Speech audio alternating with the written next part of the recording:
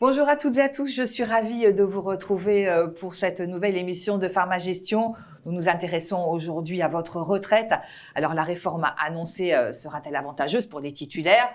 Quels sont les changements que la profession demande ? Faut-il revoir le régime lui-même ? Comment pouvez-vous préparer au mieux votre retraite ? Eh bien, pour répondre à ces questions, j'ai le plaisir de vous présenter mes invités. Philippe Becker, bonjour. Bonjour Christelle. Vous êtes consultant pour le département pharmacie de Fiducial. Philippe Berthelot, bonjour.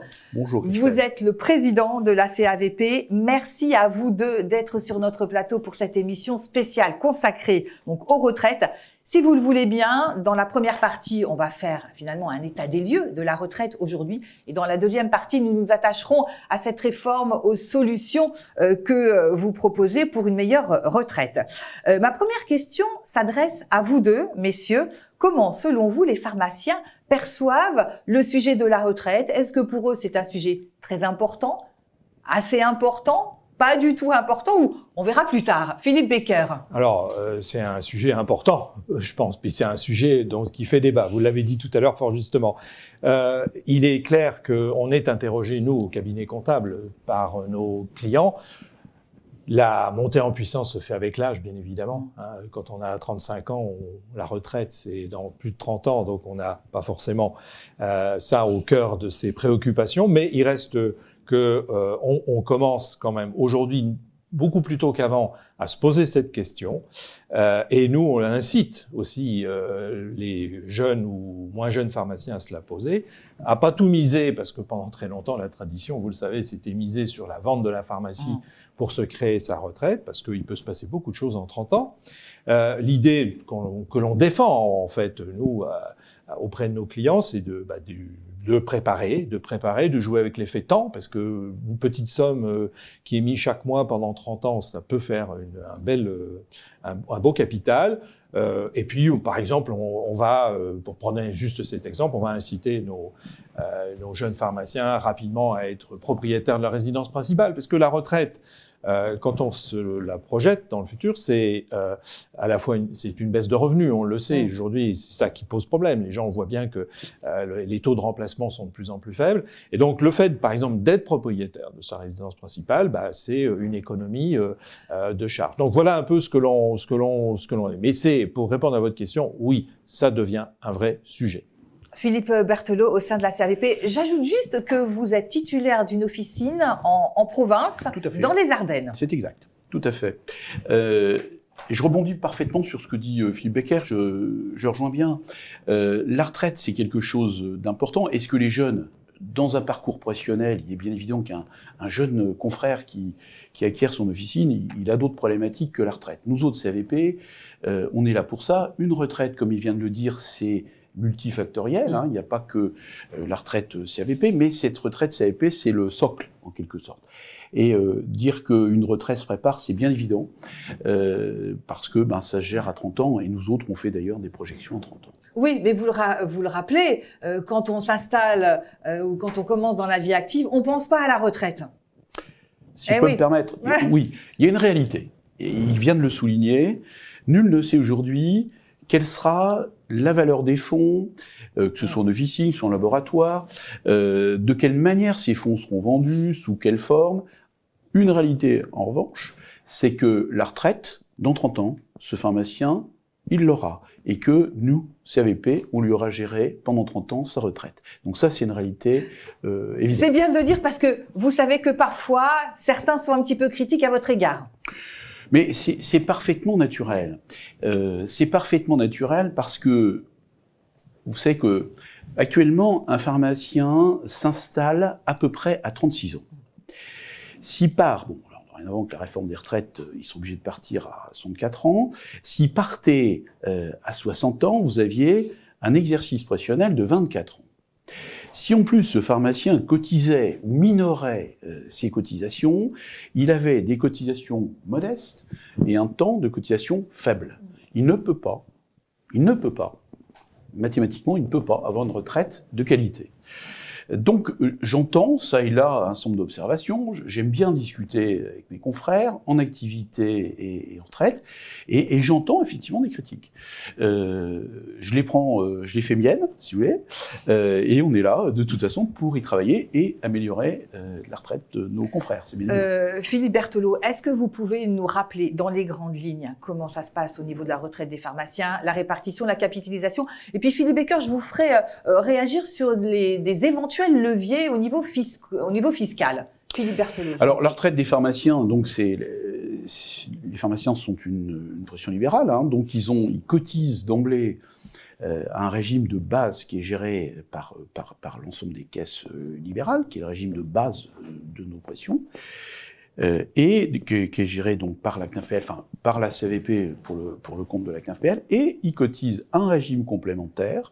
Ce régime complémentaire pour les pharmaciens, qui est juridiquement unique, se décompose en 2 volets, et c'est une particularité en ce qui nous concerne. Il y a un volet qui est en répartition, où les pharmaciens cotisent à titre forfaitaire, quel que soit leur revenu, et il y a un volet en capitalisation, ce qui est tout à fait différent, où les pharmaciens cotisent en fonction de leur revenu, cette fois-là.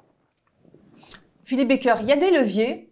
Oui, alors le principal levier que l'on connaît depuis que j'exerce ce métier, c'est le fait que l'intégralité des cotisations, que ce soit dans les cotisations sur le régime de base ou que ce soit sur le régime de capitalisation, sont déductibles du bénéfice fiscal et également réduisent le bénéfice que l'on impose pour les cotisations travailleurs non salariés. Donc le rendement, on va dire, énergétique de ce régime est très intéressant, et je dirais même qu'il était en avance sur sa partie capitalisation par rapport à un régime qui a été institué, beaucoup de des chefs d'entreprise et pharmaciens en particulier le savent, qui est dit le régime loi Madelin, hein, qui a été finalement un copier-coller quelque part de ce que pratiquait déjà bien en avance, je dirais, la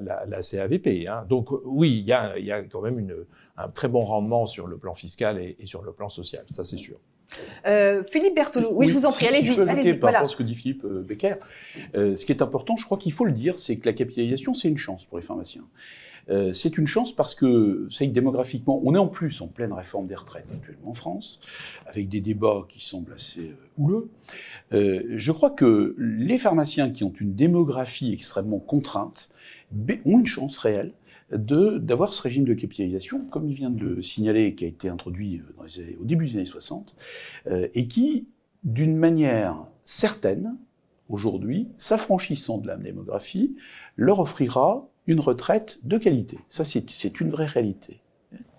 Et de toute façon, par rapport à un système Madelin, alors je pense qu'il faut d'ailleurs, c'est intéressant d'améliorer sa retraite d'une manière comme d'une autre, alors en achetant sa maison, en achetant, en louant ses locaux, etc. Mais le Madelin est intéressant, à ceci près que, même s'il a des souplesses et avantages, il ne bénéficie pas, lui, d'une déduction sociale, ainsi que vient de le souligner. Oui, tout à fait. Donc voilà. Et si on va sur d'autres placements ou d'autres investissements, la question n'est pas de ne pas le faire. La question, c'est de savoir quels sont. Si vous prenez de l'assurance vie, les pharmaciens sont extrêmement sollicités, comme toutes les professions libérales, par des compagnies qui proposent des produits d'assurance vie. Le produit d'assurance vie est un produit qui est intéressant. Je conseille d'ailleurs à nos pharmaciens d'en ouvrir un, de prendre date, d'en ouvrir, parce qu'un contrat d'assurance vie au bout de 8 ans vous permet d'avoir des exonérations sur le plan social. Donc c'est très très intéressant. Ça permet aussi de transmettre son patrimoine. Donc il n'y a aucun problème là-dessus. On n'est pas. Je crois que moi je suis pas en train de dire ça c'est bien, ça c'est pas bien. Il faut diversifier. Il faut pas oublier le régime principal et ne pas perdre de vue que par contre quand on rentre sur des placements du type assurance vie, immobilier, société civile immobilière, etc. Vous avez payé l'impôt avant. Hein, vous n'avez pas d'effet de levier fiscal. Donc, il faut bien comprendre que pour moi, je dirais, l'un des grands avantages de ce régime CAVP, c'est cet effet de levier fiscal et social qu'on ne retrouve quasiment nulle part ailleurs. Philippe Berthelot, concrètement, que sait-on aujourd'hui de cette réforme qui concerne les pharmaciens. Moi, j'ai cru comprendre que le régime autonome des indépendants sont préservés et que le départ serait à 67 ans pour le taux plein. Entre autres choses, vous me confirmez ou pas? Alors. Je vous le confirme complètement. Elle présente sans doute des inconvénients, le fait de monter l'âge, puisqu'on passe de 62 à 64 ans, c'est valable pour les pharmaciens également. Cependant, elle présente effectivement un certain nombre d'avancées qui sont intéressantes. Premièrement, effectivement, vous le soulignez, le fait de conserver l'autonomie de nos caisses. Je vous rappelle que dans le cadre de la première réforme des retraites, ce qu'on appelait le RU, le régime universel, il était quand même à terme prévu, je dirais, de rassembler l'ensemble des caisses en une seule. Donc, on conserve l'autonomie des caisses, et notamment donc celle des pharmaciens. Ça, c'est une première chose. Deuxièmement, effectivement, on monte à 64 ans, le taux plein est à 67 ans. Alors, important quand même, quand on parle de taux plein, il s'agit naturellement du taux plein individuel, en fonction des cotisations qu'on a cotisées. Un individu qui a cotisé 30 ans, son taux plein à 67 ans, ce sera 43e, puisqu'il vaut 43 ans de cotisation. Et puis, il y aura sans doute la possibilité, vraisemblablement, de ce qu'on appelle le CERI, le cumul emploi-retraite, qui devrait être producteur de droits. Et enfin, on peut l'espérer, tout au moins c'est ce qui est prévu dans le projet de loi, une modification de la CSG qui serait diminuée, ou un recalcul de l'assiette de CSG de manière à le flécher vers les cotisations retraite. Alors, donc un certain nombre d'avancées, effectivement. Bon, je rebondis sur ce que vous dites. Ce fameux cumul emploi-retraite, il intéresse quand même pas mal de pharmaciens. Qu'est-ce que vous en attendez? Alors, et Philippe, je vous ferai réagir aussi sur ce chiffre, simplement, chiffre source CAVP. Aujourd'hui, pour la profession pharmaceutique, on est officine et labo, il y a à peu près 700 pharmaciens qui sont au cumul emploi-retraite, sur un total de 60 000 ressortissants. Donc, si vous voulez, c'est un chiffre relativement modeste qui n'a pas la même ampleur que ce qui se passe en médecine. La CARF gère beaucoup plus de médecins au cumul emploi-retraite que nous. Oui, mais pourtant, on sait que malheureusement, il y a une pénurie de pharmaciens. Donc, autant avantager les personnes qui veulent cumuler emploi et retraite. Le cumul emploi-retraite, c'est un long fleuve qui n'a pas été tranquille. Oui. Pendant très longtemps, je veux dire, aujourd'hui, vous êtes en train d'expliquer qu'on a besoin des seniors. Parce que problème de recrutement, parce que les difficultés d'attraction de toutes les professions, puisque les pharmaciens sont pas épargnés, mais les cabinets comptables, c'est pareil. Et puis, bon, il y a beaucoup d'autres professions. Donc, on commence à voir dans le senior, celui qui a de l'expérience, une richesse. Ça n'a pas toujours été le cas. Ce qui explique aujourd'hui un taux d'emploi des seniors qui est relativement faible en France par rapport à d'autres pays. Parce que dès qu'on devenait à 45 ans, on était devenu un senior. C'est quand même absolument aberrant. En fait, il n'y a que la France qui réfléchit comme ça, de ce point de vue-là. Et moi, j'ai eu l'occasion de travailler dans d'autres pays comme les États-Unis. Les gens travaillent jusqu'à 80 ans et il n'y a pas non plus... Enfin, pour d'autres raisons, je suis bien d'accord. Je ne suis pas en train de dire que c'est parfait là-bas. Mais en tout cas, il y a eu un cheminement qui faisait qu'on avait presque interdit ou qu'on n'avait pas du tout favorisé l'emploi cumulé avec la retraite. On voit aujourd'hui une ouverture, elle va aller de plus en plus loin, et ce que vient d'expliquer, et c'est dans le projet, Philippe Berthelot, c'est que quand vous arrêtez votre carrière, que vous liquidez votre retraite, vous ne pouvez plus acquérir de nouveaux droits, même si vous travaillez, même si vous êtes indépendant, même si vous êtes de nouveau salarié en CDD, que sais-je. Et donc ça, c'est quelque chose sur lequel, à mon avis, il y a un travail à faire, parce que si on veut que l'index des seniors s'améliore, si on veut que la part des seniors qui travaillent longtemps s'améliore, ce qui est positif aujourd'hui, puisqu'on a besoin de leurs bras, ils feront peut-être autre chose, mais qu'ils ont besoin de leurs bras, on a besoin de leurs bras, bien il faut certainement avoir des mesures qui soient plutôt incitative. Messieurs, avant qu'on passe à la deuxième partie sur finalement les solutions pour avoir une meilleure retraite, vous avez quelque chose à ajouter sur tout ce qui vient d'être dit? Philippe Becker? Non, moi je crois qu'on a été... Berthelot? Non, on peut en parler très longuement. Oui. Cette réforme sollicite des débats extrêmement nourris. Non, j'ai pas là-dessus. Bon, ce que je crois ce qui est important, hein, c'est que la retraite, c'est un temps long. Il faut cotiser dès le départ, et je crois que c'est peut-être un petit peu ce qu'on va voir par la suite, j'espère. C'est essentiellement le fait de pas trop essayer de minorer ses cotisations, sa retraite ou l'ensemble des produits qui existent en retraite, parce qu'un jour ou l'autre, on arrivera tous en retraite. Et ce jour-là, ben, par définition, il faudra qu'il y ait quelque chose en face, quoi. Merci à vous et on va passer donc à la deuxième partie de cette émission. On va s'intéresser donc aux solutions pour une meilleure retraite. Messieurs, on se retrouve donc pour la deuxième partie de cette émission spéciale consacrée aux retraites. On va parler aux solutions qui existent pour améliorer la retraite. Philippe Berthelot, comment améliorer la retraite? Moi, j'ai lu en préparant cette émission que vous souhaitez que le régime soit revu, qu'il évolue, et vous avez même dit que vous travaillez à une révision des modalités de calcul des cotisations. C'est vrai, hein? Oui, c'est tout à fait. Oui, c'est même fondamental. J'avais d'ailleurs été interrogé par une de vos collègues dans le quotidien, et j'ai donné, on avait fait un article, effectivement. Bon, si vous voulez, aujourd'hui, je vous rappelle que le régime des pharmaciens, donc il y a un régime de base, il y a un régime par répartition qui est constant, hein, qui est forfaitaire, et vous avez une capitalisation. Aujourd'hui, vous avez donc des classes de capitalisation qui démarrent à la classe 3 et qui montent comme ça en classe 13, 3, 4, 5, 6, 13. Aujourd'hui, 70% de la profession pharmaceutique libérale est en classe 3. Par définition, ils n'auront pas une retraite importante. C'est impossible. Ils sont tout en bas de l'échelle. Je peux vous expliquer pourquoi les mécanismes ont amené à ce que cette majorité de population soit en classe 3.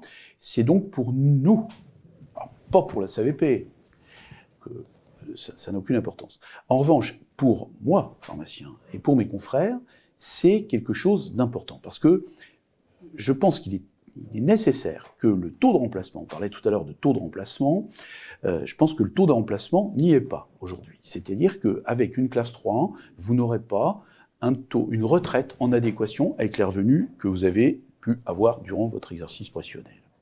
Philippe Becker, d'une manière générale, est-ce que les cabinets comptables sont souvent sollicités par rapport à la retraite? Puis je vous poserai la question, Philippe Berthelot. Oui, bien sûr. Je l'ai dit tout à l'heure, ça devient un vrai sujet et on a, comment dirais-je, à répondre à leur interrogation. Alors, on n'est pas les spécialistes je dirais, de la retraite. On n'a pas cette vocation. Quoique aujourd'hui, de plus en plus, nous avons développé, chez Fiducial par exemple, on a développé un service qui permet d'aider ou de préparer la liquidation de la retraite. Il ne faut pas perdre de vue, et on insiste bien là-dessus. Aujourd'hui, un pharmacien, il va au début être étudiant, ensuite il va être adjoint, il va changer de pharmacie, ensuite il va être titulaire, il pourra peut-être faire un cumul emploi-retraite. Enfin, tout ça, il peut y avoir des interruptions. On a beaucoup de pharmaciens qui viennent du monde de l'industrie, qui ensuite s'achètent une pharmacie, officine, donc des carrières qui sont parfois complexes. Donc, et chaque carrière est différente. Chaque carrière, c'est un parcours. Quand on liquide sa retraite, on s'aperçoit. Alors, bien sûr, aujourd'hui, les choses se sont bien améliorées. Il faut quand même le reconnaître, puisqu'avec l'informatique, on a quand même des remontées qui font que ce que propose, à partir d'un certain âge, on reçoit un décompte de la Caisse nationale d'assurance vieillesse qui accrémente l'ensemble des différents régimes, dont les régimes professionnels libéraux. Donc on a une certaine vision.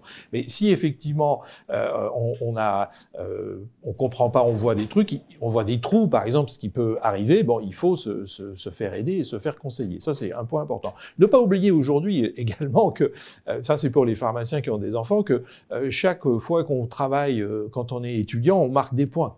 Hein.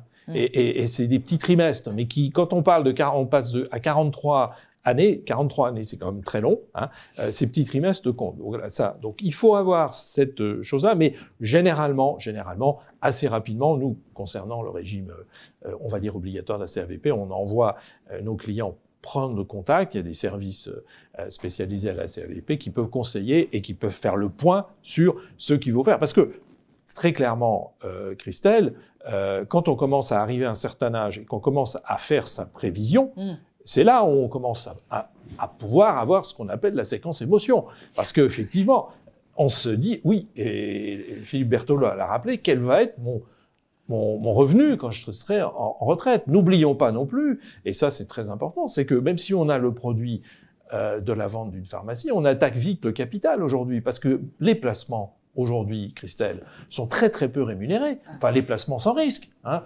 À une époque, les placements de trésorerie, vous pouviez avoir 2, 3, 4%. Aujourd'hui, essayez de trouver un placement de trésorerie sur la caisse d'épargne. Mais enfin, c'est limité à 24 000 €, 23 000 €. Donc, il faut faire très très attention sur ce plan-là.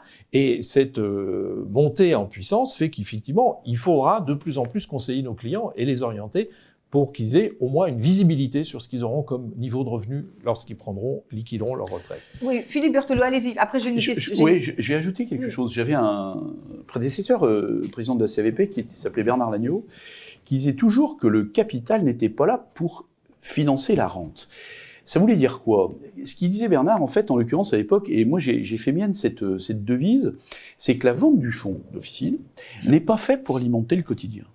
Vous vendez votre pharmacie, vous vendez votre labo, vos parts de labo, vos parts de pharmacie. Vous pouvez vous acheter la maison de vos rêves, un appartement à la montagne, un bateau, je sais pas quoi, mais aidez vos enfants. Il est dommage, réellement, à mon avis, que la vente de ce produit, de ce fonds, de travail, serve à alimenter le quotidien. Le quotidien, il doit être alimenté par la retraite. C'est-à-dire parce que vous avez cotisé, que ce soit effectivement la CAVP, et on travaille, pour répondre à votre question, on travaille effectivement à augmenter, à améliorer la pension des pharmaciens, et donc par la retraite obligatoire, et éventuellement d'ailleurs par des retraites supplémentaires. Hein. Voilà. Mais c'est important, hein. La retraite, c'est de la retraite, le capital, c'est autre chose, et il faut la constituer, cette retraite. Et vous disiez tout à l'heure que vous discutez avec vos confrères. Qu'est-ce qu'ils vous disent concrètement par rapport à la retraite? Ils sont inquiets, je pense. Ils sont souvent déçus. Voilà, déçus. Ils sont souvent déçus. Je vous le disais tout à l'heure, pour une raison simple, c'est que souvent, alors, Philippe l'expliquait tout à l'heure, en fait, si vous voulez, la retraite CAVP n'est qu'un des éléments constitutifs de la retraite du pharmacien, puisque souvent ils ont travaillé soit comme adjoint dans une officine, soit dans dans l'industrie. Donc, si vous voulez, ils ont déjà constitué d'autres retraites. Donc, quand ils regardent par le petit bout de la lorgnette simplement cette histoire de CAVP, c'est sûr que c'est insuffisant. Au demeurant, et pour moi, c'est une réalité, c'est quelque chose sur lequel on travaille. Il faut revoir la structure de la cotisation retraite de la CAVP. Pour une raison extrêmement simple, c'est qu'elle était assise, et c'est pas un comptable que je vais apprendre ça, elle était assise sur une méthode de cotisation qui relève de l'ancienne norme en pharmacie. On avait dans le temps, jusqu'à présent, beaucoup de pharmaciens en nom propre qui avaient un bilan et ils cotisaient sur le résultat de leur bilan. Aujourd'hui, c'est quelque chose qui tend à disparaître, puisque on est aujourd'hui dans un système de SEL essentiellement pour les jeunes, mais moins jeunes aussi. Et donc, vous cotisez sur ce que vous avez sur votre on appelle ça un salaire, rémunération. Votre rémunération. Tout à fait.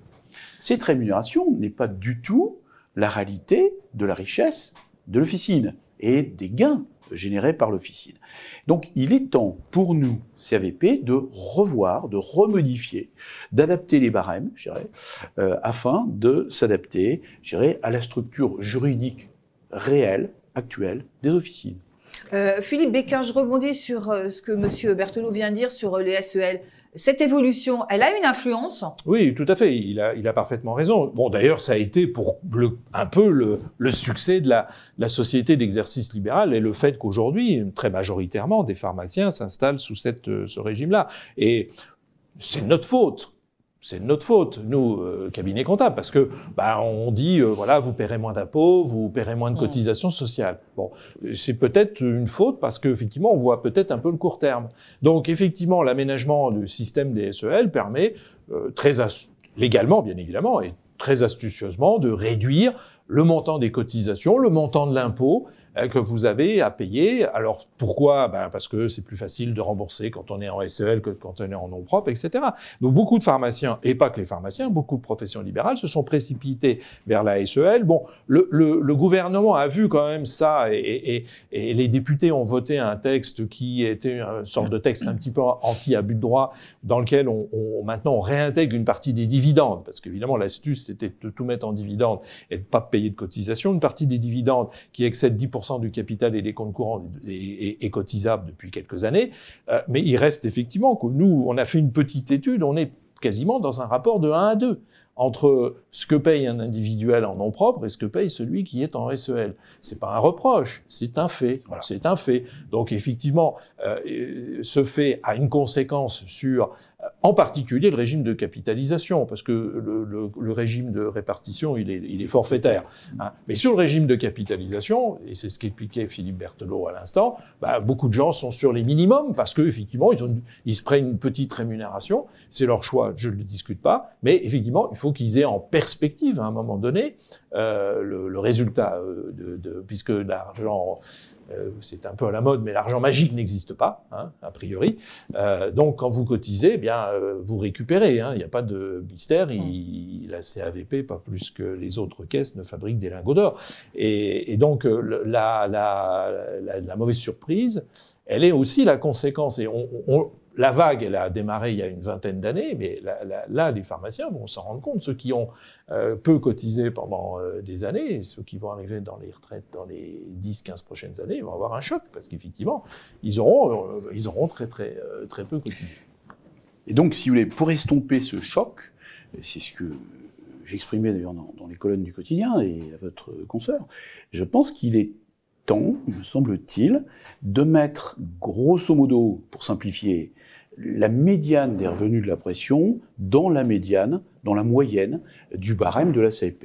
Autrement dit, la médiane de la pression passée de la classe 3, j'irai à la classe 7, à peu près. Hein, si alors, on ne fera pas ça, je tiens à rassurer mes confrères, on ne fera pas ça de but en blanc et comme ça. Il y aura naturellement, si toutefois la tutelle l'accepte, puisqu'on dépend de l'État quand même, hein, pour prendre des décisions, on fait des propositions à l'État, il y aura une adaptation dans le temps, il y aura des possibilités de minoration pour ceux qui réellement ont des problèmes financiers, mais je crois que ça a été souligné dans ce débat, s'il n'y a pas de cotisation, il n'y a pas de retraite, c'est fondamental. Et notre propos à nous, c'est d'assurer une retraite.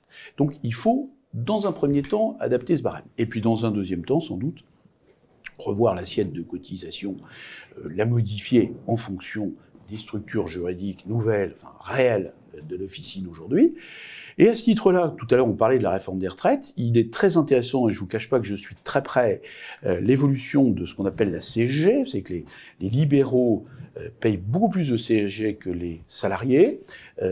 L'État, dans le projet de réforme des retraites, se propose de diminuer la pression de la CSG pour la flécher vers la retraite.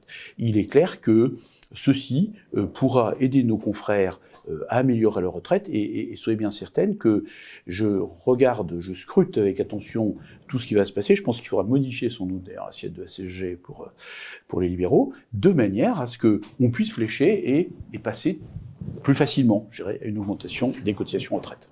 Philippe Becker, un mot sur la couverture, dites Madelin, et sur les régimes d'exonération de plus-value. Voilà, alors très rapidement, la loi Madelin en pharmacie, c'est essentiellement un complément de couverture, maladie, indemnité journalière de sécurité sociale. L'attrait du régime de retraite est beaucoup moins marqué chez les pharmaciens, puisqu'ils ont déjà un régime qui était du Madelin avant l'heure, si j'ose dire. Grosso modo, 7 500 € par an, c'est ce qu'investit un pharmacien, toute couverture confondue, chaque année, selon nos statistiques propres. En ce qui concerne les régimes d'exonération de plus-value... Elles vont perdurer ? Oui, pour l'instant, il n'y a pas de raison, si vous voulez, de les voir changer.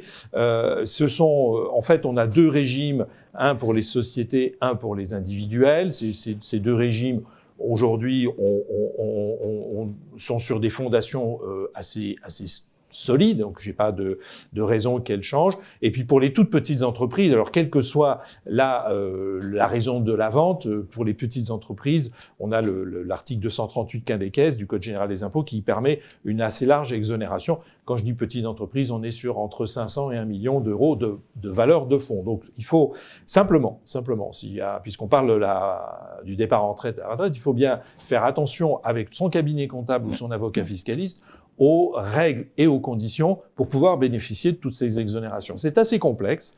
Il y a plusieurs possibilités. On peut même faire un mixte des deux. Et donc, il faut aussi pas oublier qu'il y a une condition très importante, c'est de prendre sa retraite dans un certain délai. Il a été un peu augmenté avec l'effet Covid, mais il faut donc prendre contact avec le conseiller que l'on a à la CAVP pour savoir l'optimum de la retraite, de la date de la retraite, et calculer sa vente de fonds de commerce en conséquence. Mais autrement, pas de mauvaises nouvelles à ce propos-là. Philippe Berthelot, le mot de la fin vous revient. Concrètement, qu'est-ce que vous attendez de cette réforme des retraites? Qu'est-ce que vous allez demander et quelles sont vos craintes? Alors, mes craintes, je vous l'ai dit en préambule, sont quand même largement diminuées par rapport à ce qui se passait dans la première mouture. Heureusement, on a été entendu.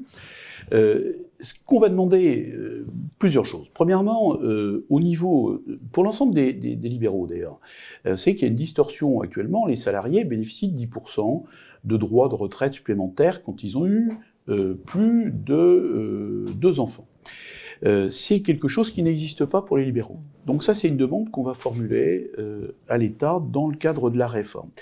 Deuxièmement, je crois qu'il y a la modification, ce que je vous disais tout à l'heure, de la CSG, soit une diminution du taux de CSG, de ce que les comptables appellent le super brut, pour le diminuer, et le flécher vers les cotisations retraite. Enfin, le cumul emploi-retraite, oui, c'est quand même quelque chose d'important. Et puis, surtout que l'État nous accompagne dans nos projets, dans nos demandes, parce qu'il y a vraiment des réformes à faire également chez nous. En tout cas, je vous remercie vraiment beaucoup, tous les deux, d'être venus sur notre plateau pour nous parler de ce sujet de la retraite et dont on n'a pas fini, de toute façon, de parler. Merci beaucoup, messieurs. Merci beaucoup. Merci à vous.